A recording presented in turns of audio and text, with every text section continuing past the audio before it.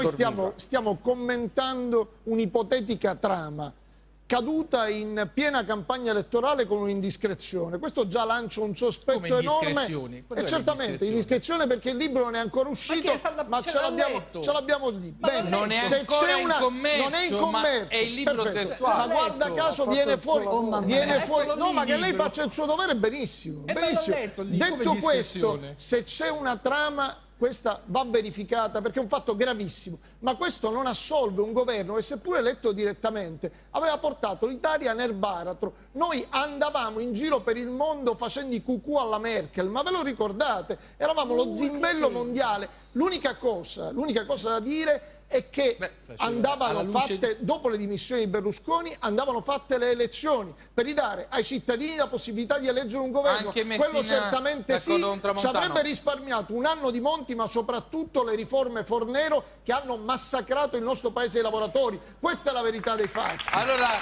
saluto